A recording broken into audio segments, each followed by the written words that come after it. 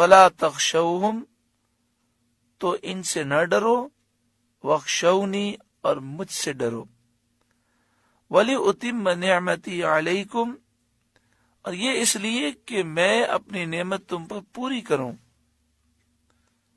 یعنی یہ قبلے کی تحویل، کہ پہلے بیت المقدس کی طرف منہ کرنے کا حکم تھا، مسجد اقصیٰ کی طرف، پھر بیت اللہ کی طرف منہ کرنے کا حکم ہوا. یہ اس لیے ہے جو تم پر اللہ کا فضل ہے اس میں اضافہ ہو، اللہ کی نعمتوں میں اضافہ ہو، تم پر رحمتوں میں اضافہ ہو. تو جن لوگوں نے بیت المقدس کی طرف منہ کر کے نماز پڑھی، پھر اللہ کے حکم پر بیت اللہ کی طرف منہ کیا، ان کے درجات اور بلند ہوئے. وَلَعَلَّكُمْ تَهْتَدُونَ، اور یہ اس لیے ہے کہ کسی طرح تم ہدایت پاؤ.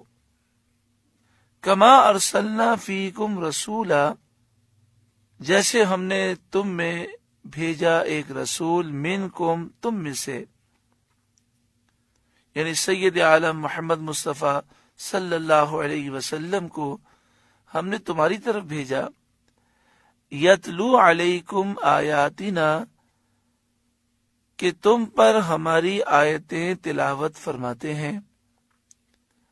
وَيُزَكِّيكُمْ، اور تمہیں پاک کرتے ہیں شرک و کفر کی نجاست سے اور گناہوں کی گندگی سے وہ پاک کرتے ہیں. آپ ایسی ایسی نصیحتیں فرماتے ہیں جو ظاہر کو بھی روشن کرتی ہیں اور باطن کو بھی روشن کرتی ہیں.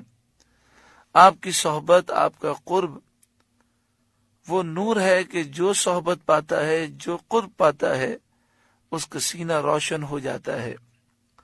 آپ کی نگاہ میں اللہ نے وہ تاثیر رکھی کہ جس پر نگاہ اٹھتی ہے اس کا قلب گندگیوں سے پاک ہو جاتا ہے. وَيُزَكِّيكُمْ، اور وہ تمہیں پاک کرتے ہیں. معلوم ہوا کہ نبی کریم صلی اللہ علیہ وآلہ وسلم ہمارے ظاہر باطن کو پاک کرنے والے ہیں. جس کا حضور سے جتنا تعلق ہوگا، جتنی محبت ہوگی، اور جتنی توجہ سرکار دو عالم صلی اللہ علیہ وسلم کی طرف ہوگی، اتنا ہی اس کا دل نور ایمان سے روشن ہوگا. وَيُعَلِّمُكُمُ الْكِتَابَ وَالْحِكْمَةَ، اور یہ محبوب تمہیں کتاب اور حکمت سکھاتے ہیں. پہلے فرمایا کہ یہ تم پر قرآن کی آیتیں پڑھتے ہیں اور یہ تمہیں پاک کرتے ہیں. اب فرمایا گیا کہ یہ محبوب تمہیں کتاب اور حکمت سکھاتے ہیں. اعلی حضرت امام اہل سنت نے حکمت کا ترجمہ کیا پختہ علم. مفسرین نے حکمت سے فقہ مراد لی، دین کی سمجھ. تو یہ محبوب تمہیں کتاب بھی سکھاتے ہیں اور احادیث طیبہ کا علم، دین کی سمجھ بھی سکھاتے ہیں. یہاں پر ذرا غور کریں، پہلے فرمایا یتلو علیکم آیاتنا، یہ محبوب تم پر ہماری آیتیں پڑھتے ہیں، اور یہاں فرمایا جا رہا ہے وَيُعَلِّمُكُمُ الْكِتَابَ، اور وہ تمہیں کتاب سکھاتے ہیں. اسے معلوم یہ ہوا کہ آیتیں پڑھنا الگ ہے، کتاب سکھانا اور ہے. صحابہ کرام علیہم رضوان عربی جانتے تھے اور قرآن عربی میں نازل ہوا. وہ قرآن کی آیتوں کا ترجمہ بھی جانتے تھے، لیکن قرآن مجید فقان حمید یہ ارشاد فرماتا ہے کہ یہ محبوب قرآن کی آیتیں پڑھتے بھی ہیں اور قرآن سمجھاتے بھی ہیں. معلوم یہ ہوا کہ جب صحابہ کرام علیہم رضوان جو عربی فصیح و بلیغ جانتے تھے، عربی ان کی مادری زبان، اور جو قرآن نازل ہوا وہ اس کا لفظی ترجمہ جانتے تھے، اس کے باوجود وہ نبی کریم صلی اللہ علیہ وآلہ وسلم کی تربیت کے بغیر قرآن کو نہ سمجھ سکے، اور پھر تابعین صحابہ کرام کی تعلیمات کے بغیر قرآن کو نہ سمجھ سکے. یہ سلسلہ سینہ بہ سینہ چلتا رہا اور قرآن کا فیض ہم تک پہنچا. تو یہ یاد رکھیے، جو یہ سمجھتا ہے کہ قرآن کا ترجمہ میں پڑھ لوں تو مجھے قرآن سمجھ میں آ جائے گا، بسا اوقات وہ قرآن کے مفہوم کو غلط سمجھنے کی وجہ سے گمراہ ہو جاتا ہے. جس کا ذکر پہلے گزر چکا ہے۔ اللہ تبارک و تعالی ہمیں قرآن پاک کی صحیح سمجھ عطا فرمائے۔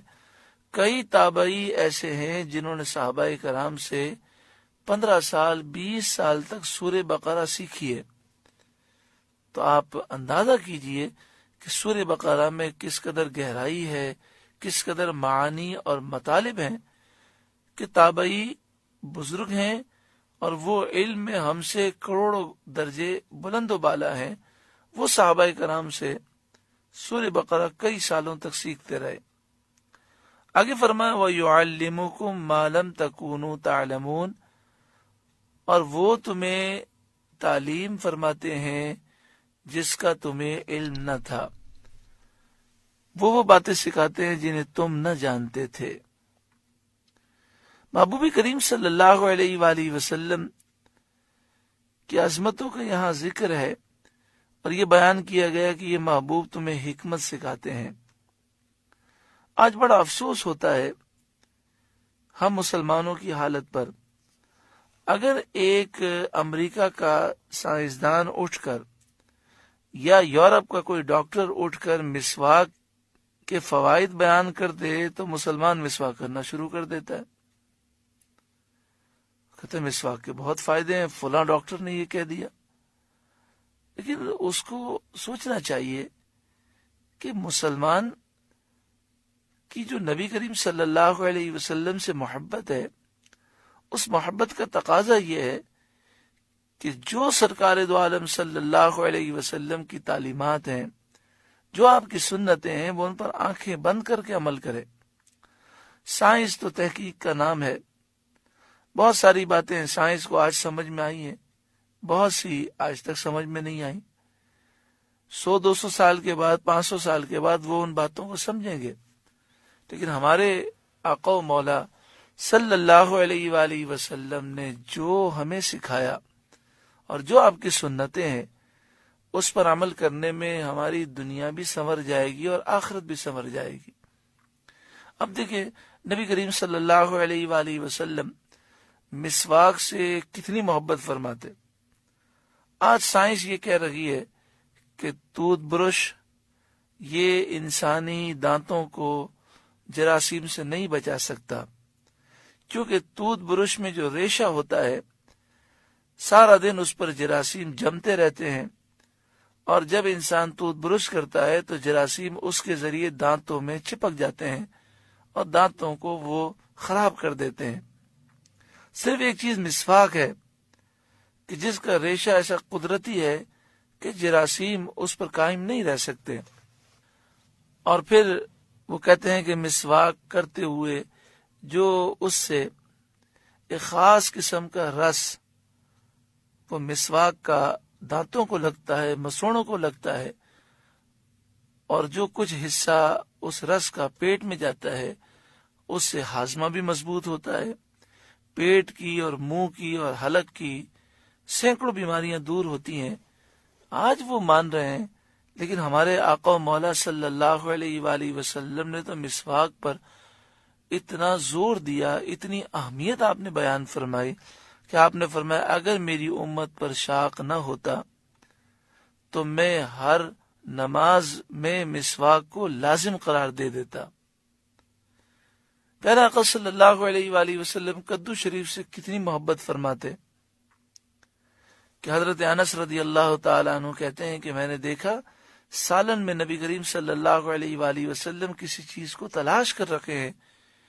جب مجھے پتا چلا کہ نبی کریم صلی اللہ علیہ وآلہ وسلم سالن میں شوربے میں کدو کو تلاش کر رکھے ہیں تو میں نے اندازہ لگا لیا کہ حضور کو کدو سے اتنا پیار ہے۔ وہ دن ہے اور آج کا دن ہے، حضرت انس فرماتے ہیں کہ مجھے سارے کھانوں میں سب سے زیادہ محبوب کھانا کدو ہے۔